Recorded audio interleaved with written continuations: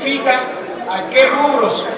Y volviendo, si ya vinieron presidentes municipales, sectores de la población, parece que la conversación tendría que darse en persona y que todos los esfuerzos para tejer una relación trilateral, no hay que sacar a Canadá de la ecuación, son importantes. Qué bueno que hay un primer acercamiento del gobierno mexicano, pero me preocupa la falta de interés de Donald Trump en México. Ya lo advertía Movimiento Ciudadano desde hace unos meses en voz de Álvarez Maínez, que Trump iba a agarrar a México como piñata y lo está cumpliendo. Pero ¿qué hacer? El contenido de la carta, ¿qué te parece? A mí me parece que de nuevo, o sea, va en un sentido todavía muy inicial. Yo creo que lo inicial de la conversación es un presidente que todavía no toma funciones. Entonces, en la medida en la que todavía no esté en funciones, no se puede tener una conversación distinta, en un tono distinto. Pero de nuevo, tenemos un cuerpo diplomático, queremos ver en funciones al secretario de Relaciones Exteriores también, queremos ver en funciones al embajador de México en los Estados Unidos y queremos que el gobierno mexicano actúe.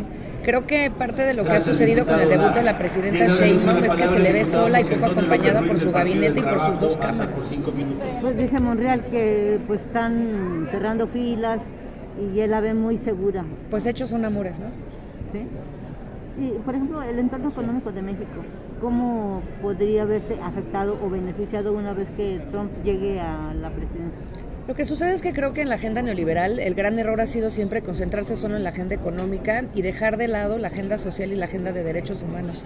El gran problema que ha tenido México de manera permanente ha sido una falta de acceso a la agenda social. Eso es algo que se ha venido tratando de arreglar y que en eso Morena no lo ha hecho mal. Sin embargo, en la agenda de derechos humanos, con la toma del Poder Judicial, con la militarización de la Constitución y de la seguridad pública, con la desaparición de los órganos autónomos, todo ese marco de derechos humanos que se habían construido están hoy en peligro y precisamente esos marcos de derechos humanos están hoy en la regulación, por ejemplo, del Telecán. O sea, no nada más se trata de hablar de los espacios para hacer política económica.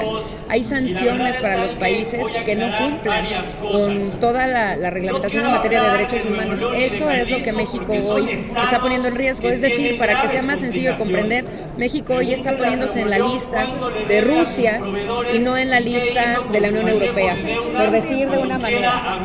Otra vez de coordinación fiscal. Pues es que hay un riesgo latente, insisto, no nada más es por el riesgo económico que plantean los cambios que han hecho a la Constitución, es el riesgo de la protección de los derechos humanos de la población. Por eso Movimiento Ciudadano ha sido tan insistente, es la agenda de derechos humanos la que nos preocupa, porque no es el modelo económico el que hay que cuestionar, es el modelo garantista y de derechos humanos porque es el del futuro y de nuevo. Pues hay que elegir si queremos irnos alineando hacia lo que la Unión Europea hizo en algún momento o lo que Rusia emprendió con el otro eje. La migración, esta ley de derechos dice mucho de quién es nuestra presidenta. Y ya estamos hartos. Yo creo que hay que empezar las conversaciones, sin lugar a dudas eso nuestra coordinadora parlamentaria lo tendrá que declarar, pero pues el gobierno tiene que hacer política mientras la conversación esté reducida al diálogo con la secretaria de Gobernación y no con la presidencia de la República, pues estamos viendo una poca disposición a hablar con otras fuerzas políticas.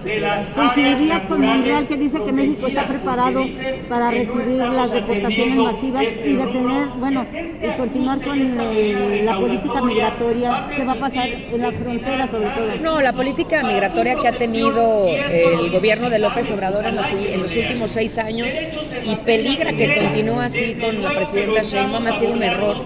Ha sido un descalabro también en materia de derechos humanos que ha atentado directamente con la vida de las personas migrantes. Estados Unidos, y de hecho esto sucedió durante el gobierno de Donald Trump, a cambio de darnos posibilidades de acuerdos económicos, sacrificamos nuestra posición global de no ser un tercer país en cuestión en materia de derechos humanos. Y así lo hicimos con la migración, nos convertimos en este país deportador y no en un país creador de oportunidades autoridades y, por supuesto, protector de derechos humanos. Basta darse una vuelta a la frontera sur para saber lo que está pasando. El crimen organizado es hoy el gran regulador de la migración en México. Yo quisiera platicarles de un tema en específico a propuesta. Viene Pablo Lemus, ¿no? Sí, viene Pablo Lemus, que llevará una conferencia de prensa a mediodía para que podamos escucharle.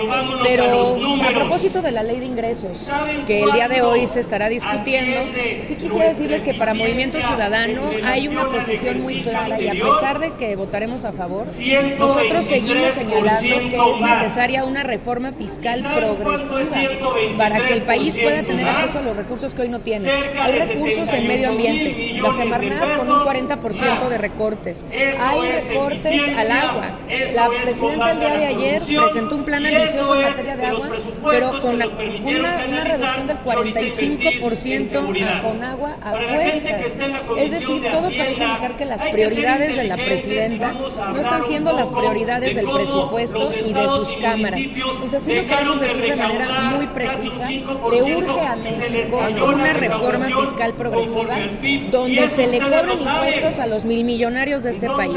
No se les ha querido tocar ni con el pétalo de una rosa con el obradorismo, y es momento de que paguen impuestos. Por eso hoy, dentro de las reservas que estaremos presentando y posteriormente presentaremos una iniciativa de ley, vamos a presentar una tenencia para jets, para helicópteros y para yates, para que sean estos milmillonarios que paguen constantemente por el hecho de poseer un artículo de tal lujo impuestos a la Federación.